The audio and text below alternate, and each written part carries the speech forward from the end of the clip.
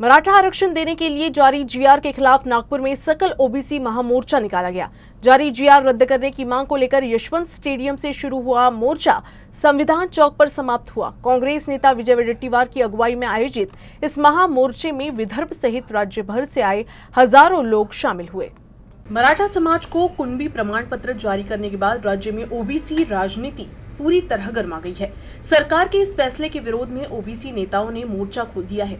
OBC वर्ग लगातार राज्य सरकार से 2 सितंबर को जारी जीआर को रद्द करने की मांग कर रहा है। इसी मांग को लेकर नागपुर में सकल ओबीसी महामोर्चा का आयोजन किया गया, जिसका नेतृत्व कांग्रेस नेता विजय वडेट्टीवार ने किया।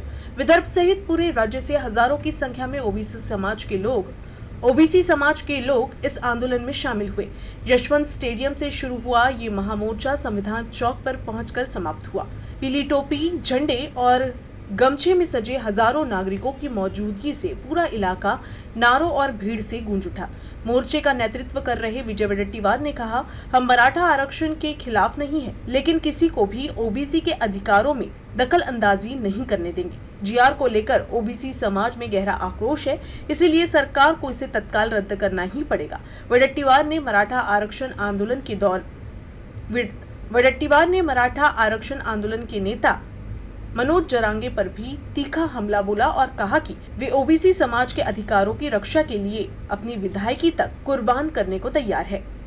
काल परवा मुंबई नागपूर कॉर्पोरेशन मध्ये भरती झाली, एकही माणूस, एकही नोकरी विदर्भातल्या माणसाला मिळाली नाही। आमच्याकडे जेवढे कृषी सहाय्यक आलेत, माहिती काढा, जिल्ह्यात तालुक्यात एकही माणूस आपला नाही। नोकऱ्या संपवून टाकल्या जात आहेत आणि मोठ्या समाजाला हे सर्व आरक्षण दिलं जात आहे।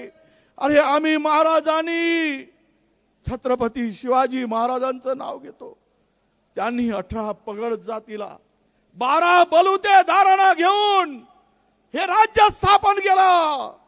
12 बलुतेदारांची काळजी महाराजांनी घेतली, परंतु हा जरांगे आमच्या मुळावर उठला आहे आणि हे फडणवीसांचं सरकार आम्हाला मुळापासून संपवण्याचं काम करण्यासाठी जरांगे पुढे झुकला आहे। म्हणून शुद्धीवर आणण्यासाठी आजचा हा मोर्चा आहे कि सुधर जाओ,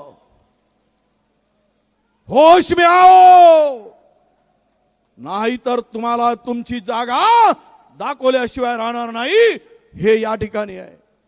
इस महामोर्चे में ओबीसी वर्ग के कई नेता, विधायक और सांसद शामिल हुए। ओबीसी नेता लक्ष्मण हाके ने सरकार पर जीआर से आरक्षण समाप्त करने का आरोप लगाया। यही नहीं, हाके ने मुख्यमंत्री फडणवीस के ओबीसी डीएनए वाले बयान पर हमला बोला। ये ओबीसी का जन सैलाब है। अगर हमारे ओबीसीओं का जो रिजर्वेशन इस महाराष्ट्र ने खत्म किया है, उसको हम अगर ये 2 सितंबर का जो गवर्नमेंट रिजोल्यूशन पारित किया है, उससे महाराष्ट्र का ओबीसी का रिजर्वेशन खत्म हो चुका है। आज नागपुर में है, कल पश्चिम महाराष्ट्र में होगा, खानदेश में होगा, पश्चिम महाराष्ट्र में होगा, कोकण में होगा।